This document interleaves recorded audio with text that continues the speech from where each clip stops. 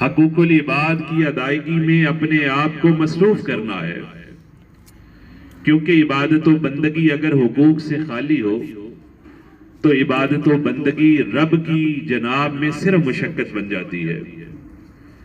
آپ کی نماز، آپ کا روزہ، آپ کا قیام، آپ کا رب کے سامنے گڑ گڑانا تب رب العالمین کو پسند ہے اگر آپ عبادات کے ساتھ ساتھ حقوق العباد کی ادائیگی میں بھی اہتمام کرتے ہیں۔ انسانوں کے حقوق میں سب سے اولین جو حق ہے کسی بھی انسان کے اوپر جو رب نے لازم کیا ہے وہ والدین کا حق ہے۔ قرآن مقدسہ کی جو آیت کریمہ آپ کے سامنے پڑھی، ایسی آیت پورے قرآن میں کوئی اور نہیں ہے۔ اللہ فرماتے ہیں وَقَضَىٰ رَبُّكَ أَلَّا تَعْبُدُوا إِلَّا إِيَّاهُ،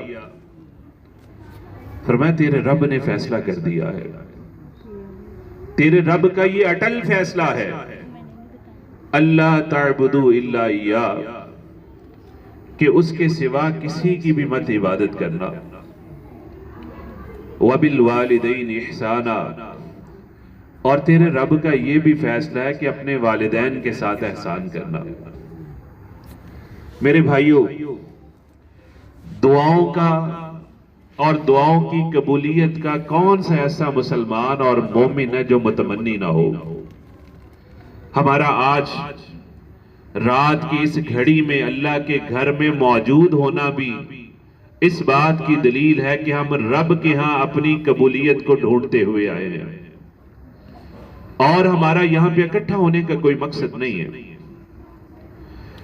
اللہ رب العزت کے ہاں آپ کی عبادات، آپ کی دعائیں، آپ کی مناجات تب مقبول ہوگی جب آپ اپنے والدین کو اپنے سینوں سے لگائیں گے، جب آپ اپنے والدین کا محبتوں برا جو بھرم ہے اس کو کبھی ٹوٹنے نہ دیں گے۔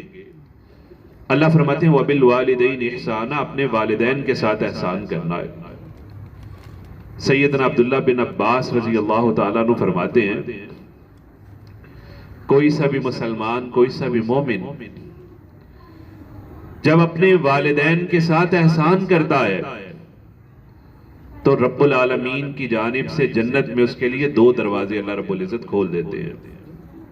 جب کوئی سا بھی مسلمان مومن اپنے والدین کے ساتھ اس نے سلوک کرتا ہے، کیسی خوش نصیبیاں ہیں ان لوگوں کے لیے جن کے والدین حیات ہیں اور جنت کے در ان کے لیے کھلے ہوئے ہیں۔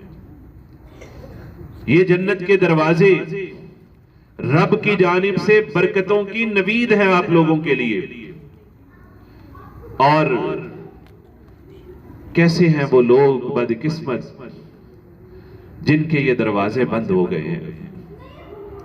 ایاس بن معاویہ رحمت اللہ علیہ بڑے اللہ کے ولی گزرے ہیں، والدہ فوت ہو گئی، زاروں قطار روئے چلے جا رہے ہیں۔ پوچھنے والوں نے پوچھا ماں یبکی کا، حضور آپ کیوں اتنا چلا رہے ہیں، اتنا رو رہے ہیں؟ جانے والا تو چلا گیا، کہتے میں والدہ کی وفات پہ آنسو نہیں بہا رہا، دکھ تو اس بات کا ہے کہ جنت کا جو دروازہ رب نے میرے لیے کھولا تھا بند ہو گیا ہے، اور یہ بات مجھے رلائے چلے جا رہی ہے۔ کیسی خوش نصیبیاں ہیں ان لوگوں کے لیے جو اپنے والدین کی قدر کر لیتے ہیں۔ آج ہم دعائیں کروانے کے لیے اپنی جوتیاں گسا دیتے ہیں، لوگوں کے سامنے مطالبات کیے جاتے ہیں، دعاؤں کی اپیل کی جاتی ہے۔ میرے بھائیوں، آپ کے پیر اصل میں تو آپ کے والدین ہیں، آپ کے اصل دعا کرنے والے تو آپ کے گھروں میں موجود ہیں۔ جس نے ان کی دعاؤں کی قدر کر لی اس کے اس دنیا میں بھی وارے نیارے ہو گئے۔ تاریخ گواہ ہے اس بات پہ، جنہوں نے والدین کی دعائیں لی رب نے کیسی ان کی عزتوں کو 4 چاند لگائے۔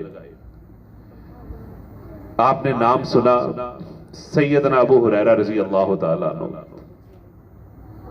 سب سے پہلے دعا کریں کہ اللہ جہاں بھی حضرت ابو ہریرہ رضی اللہ تعالیٰ عنہ آرام فرما رہے ان کی قبر پہ کروڑوں رحمتیں برسا۔ آپ حیران ہوں گے کہ بڑی کم صحبت نبوی ان کو میسر آئی ہے. تاریخ پڑھیں تو معلوم ہوتا ہے تقریباً 7 ہجری کو مسلمان ہوئے ہیں. اگر 7 ہجری کو مسلمان ہوئے ہیں اور اللہ کے رسول کے ساتھ ان کی صحبت کے ایام آپ گننا شروع کریں تو 11 ہجری کو اللہ کے رسول اس دنیا سے رخصت ہو گئے. یعنی تقریباً 4 سال صحبت نبی میں گزاری. اور اس قدر نبی کائنات کی محبت سے ان کا دل شاد تھا، آباد تھا. اصحاب صفہ میں سر فہرست تھے. رسول عربی صلی اللہ تعالی علیہ وسلم سے اس قدر علم کو حاصل کیا کہ 4 سال علم حاصل کیا تو صحابہ میں سب سے بڑھ کے احادیث روایت کرنے والے صحابی بن گئے. 5374 روایات حدیث کی کتابوں میں موجود ہیں جو سیدنا ابو ہریرہ رضی اللہ تعالیٰ عنہ نے نبی کائنات سے بیان کی ہیں. یہ مقام کیسے ملا؟ صرف محنت سے نہیں ملا، صرف رسول اللہ صلی اللہ علیہ وسلم کی صحبت میں وقت گزارنے سے نہیں ملا. اور بھی اصحاب تھے جنہوں نے نبی کائنات کے ساتھ صحبت نبی میں 23 سال گزارے ہیں. رسول اللہ صلی اللہ تعالی علیہ وسلم کی صحبت سے جتنا فیض حاصل کر سکتے تھے کیا. تاریخ پڑھیں تو معلوم ہوتا ہے کہ سیدنا ابو ہریرہ رضی اللہ تعالیٰ عنہ کو یہ جو فیض حاصل ہوا، یہ جو عزت حاصل ہوئی، یہ جو مقام حاصل ہوا، اس کے پیچھے ان کی والدہ کی دعائیں شامل تھیں. لکھنے والے لکھتے ہیں کہ سیدنا ابو ہریرہ کا جو گھر تھا والدہ کے گھر کے پاس ہی تھا. کہیں جانا ہوتا تو سب سے پہلے اپنے والدہ کے دروازے کو جا کے کھٹکھٹاتے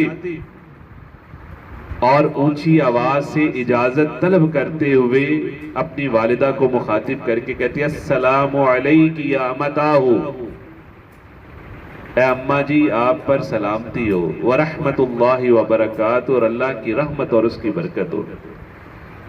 جواباً جب ماں کے کانوں میں اپنے لال کی آواز پہنچتی تو والدہ کہتی وعلیک السلام یا بنی ورحمت اللہ وبرکاتہ، تجھ پہ بھی سلامتی ہو اے میرے بیٹے، اللہ کی رحمت اور اللہ کی برکت ہو.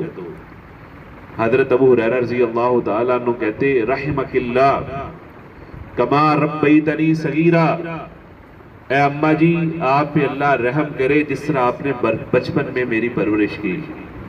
والدہ جواباً کہتی رحمک اللہ کما بررتنی کبیرا، تجھ پہ بھی اللہ تعالیٰ رحم کرے جس طرح تو نے بڑے ہو کے میری خدمت کی، میرے ساتھ حسن سلوک کیا. اتنا ماں کا احترام. اور لکھنے والے لکھتے ہیں کہ جب تک حضرت ابو ہریرہ کی والدہ حیات رہی حضرت ابو ہریرہ نے حج نہیں کیا، اپنی ماں کی خدمت میں مصروف عمل رہے.